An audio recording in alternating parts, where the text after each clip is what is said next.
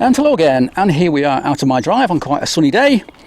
As we come to the end of this project, I thought it'd be a good time to go through the costs of the project, something I know a lot of guys on YouTube don't tend to cover, but I'm quite open about it.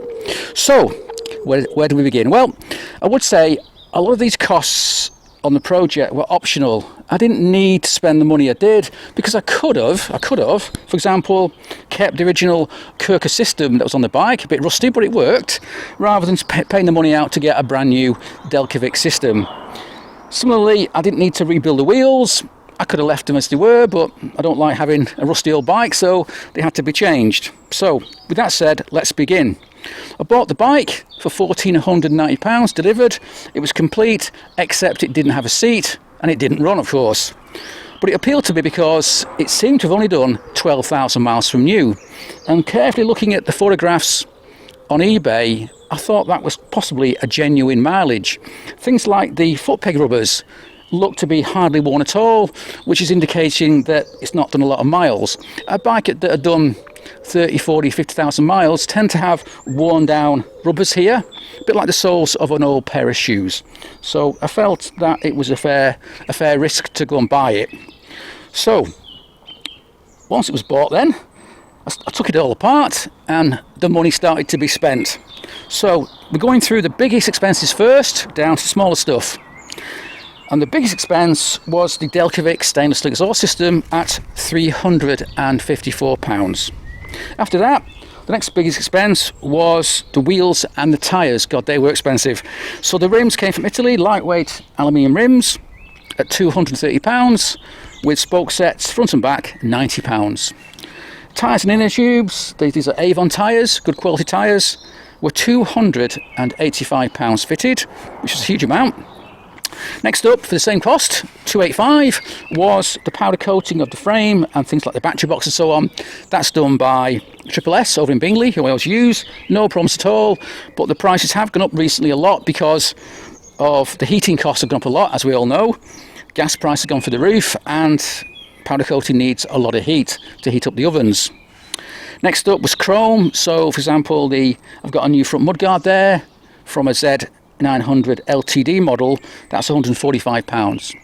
I've got other new chrome parts such as indicator stems and headlamp shell, headlamp brackets, that sort of thing. So if we add up all those, that's probably about £200 altogether. The seat, because I didn't have a seat, the seat was £225. That's a British made seat, very happy with it, fits really well. Now I could have bought an original seat that was old and rusty with stuffing coming out of it and ripped and so on from the likes of D&K, and they sell for about £70 or £80. But then I've got the expense of having it reupholstered, so overall the cost difference wasn't that big. So I decided just to get a brand new one and save all the hassle.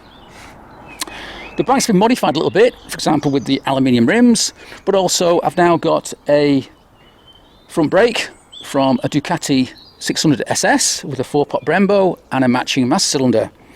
That was only £90 for both the caliper and the master cylinder. That said, it wasn't a bolt-on. Oh no, needed quite a lot of machine work because the Brembo caliper, the Brembo 4-pot caliper, is wider than the original caliper, so you have to move the disc away from the spokes, otherwise the caliper won't fit. And all that machine work was about £90, something like that my mate Jeff did. I did save a lot of money on the paint because if I'd gone to a professional, paint work would have been about £400, something like that, for a simple paint job like this. It cost me about £80 in materials. Actually, most of that I already had, and the biggest expense for that was the Spray Max 2K lacquer in a can, which is fantastic stuff. But at the moment, that's about £26 a can on eBay. It's quite a big can, and I used one can on this bike.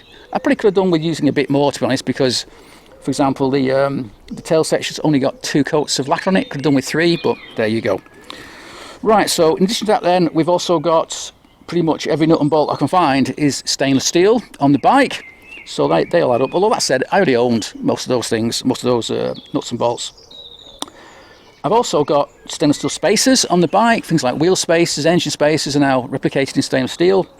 And in particular, the long engine bolts are also now stainless steel.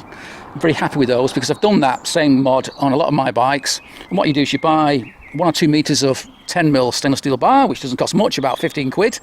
And then you have a stainless steel nut welded on the end, and then put a thread on the other end, and away you go. That said, I've got to pay for the welding and the machine work, so altogether it's about £60 for a set of stainless steel one-off engine bolts for the bike, which I'm very happy with.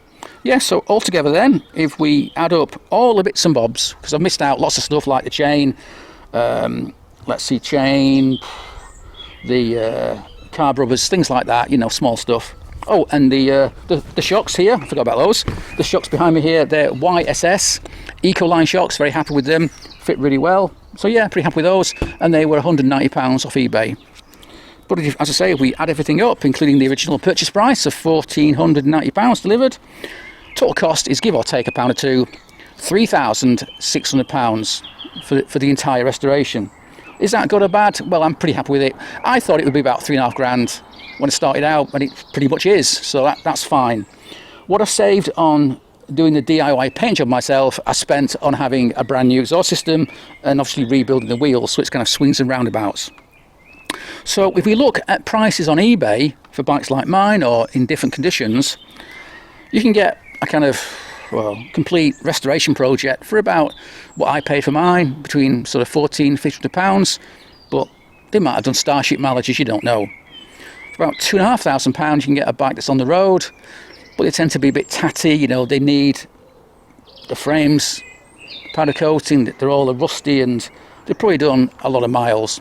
And I know from personal experience that if you've got a bike like mine, which has done 40–50,000 miles, it probably needs an engine rebuild, because the primary chain and cam chain wear out at that sort of mileage, and you need a complete rebuild. And you can add £1,000 onto the costs of the restoration. Even if you do it yourself, the costs of the engine parts, you know, isn't cheap. So yeah, luckily for me, hopefully, touch wood, my engine has only done 12,000 miles, and we should be good for that. If you want to buy an immaculately restored bike, they go up to about £5,000 on eBay. Yes, I know some dealers want £6,000, £7,000, even £8,000 for them, but they don't sell for that kind of money. No way, no way. You can get a really nicely restored bike for about £5,000. That's kind of like the top end limit. But I don't want a nicely restored standard bike. I like to modify my bikes. I like to have bikes that are a bit different, and that's why, for example, in this bike, even though it's pretty simple, a simple restoration, I've got the lighter aluminium rims and a much better front brake. I suspect in use I'll probably find the front forks a bit lacking, so I'll probably have to do some work on that, maybe fit progressive front fork springs and maybe thicker oil, or maybe modify the dampers. Who knows, who knows. So £3,600, hopefully a good price. I'm happy with that. I'm also happy it's been done quite quickly, because I know people say to me, oh, you never finish your projects, but I do finish them, and this has been done in about 11.5 weeks.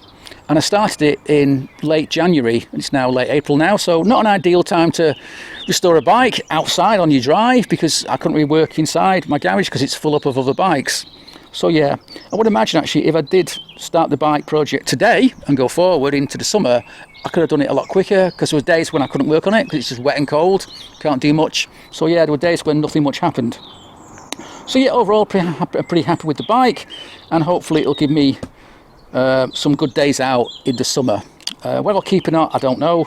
I've got other bikes to ride, so who knows where this one will fit in. But I bought it and built it to be a good everyday bike. I think I said in the very first video, I want it to be practical, sensible, but still fun. So yeah, I didn't spend a fortune on it, and I haven't done. Yeah, so we'll see. Oh, by the way, this is the first completed bike project for this year, and altogether I've got 5 bike projects I want to complete this year. And the good news is, with this one being finished, or almost finished, number 2 is also almost finished, and that should be completed over the next few weeks. Then I can move on to number 3, number 4, and hopefully number 5 by the end of the year.